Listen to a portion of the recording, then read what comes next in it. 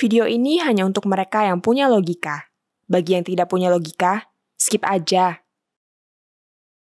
Saya dikecam kanan kiri karena saya menganggap tidak ada manfaatnya di masa ini untuk menghafal Al-Quran. Saya menganggap bahwa umat Islam tidak lagi membutuhkan lebih banyak penghafal Al-Quran alias hafiz Al-Quran. Saya tidak bilang tidak bermanfaat untuk baca Al-Quran ya. Yang saya bilang tidak perlu lagi ada banyak penghafal Al-Quran di era digital ini.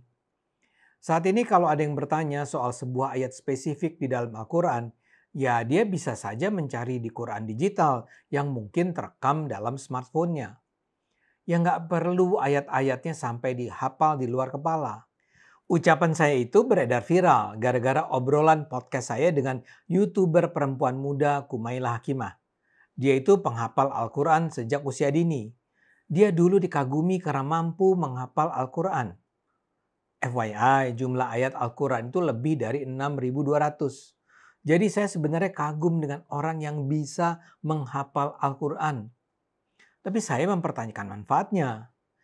Ternyata Kumaila ini juga punya pendapat yang sama. Dia bahkan bilang kalau sekarang ada orang-orang yang minta masukan dari dia tentang cara menghafal Al-Quran, dia akan bertanya balik, buat apa?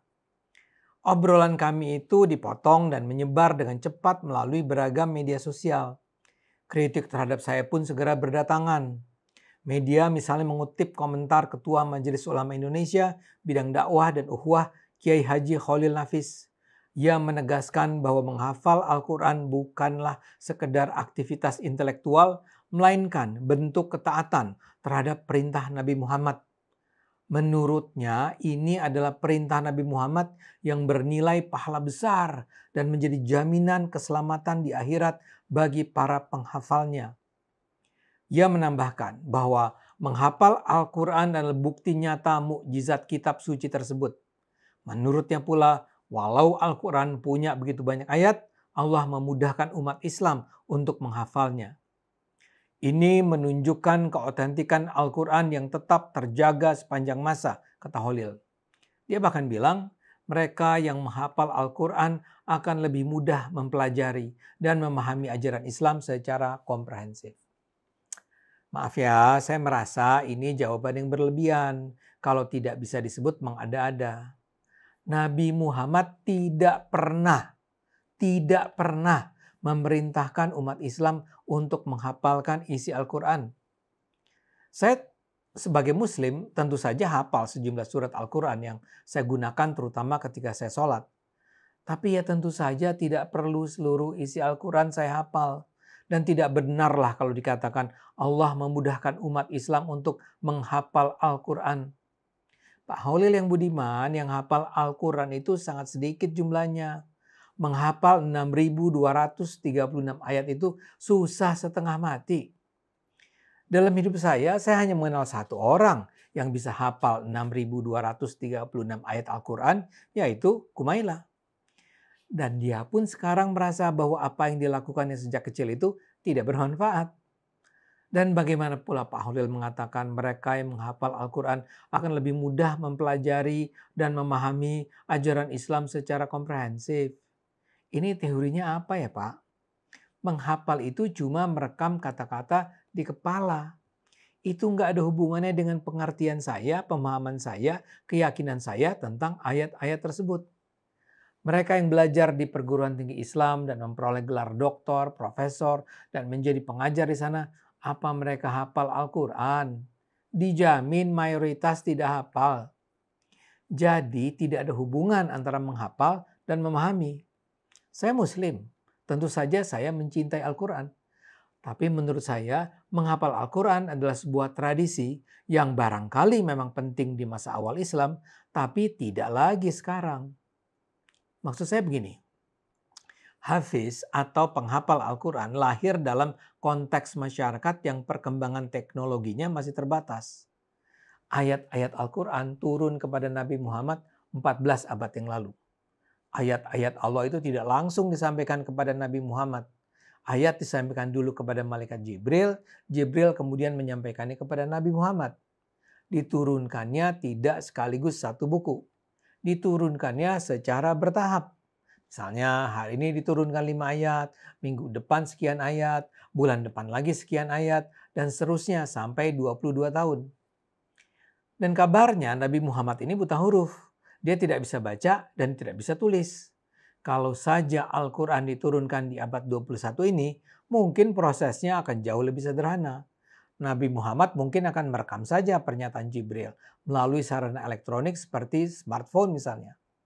Tapi masalahnya Al-Quran itu kan turun di abad ke-7 dan Nabi buta huruf.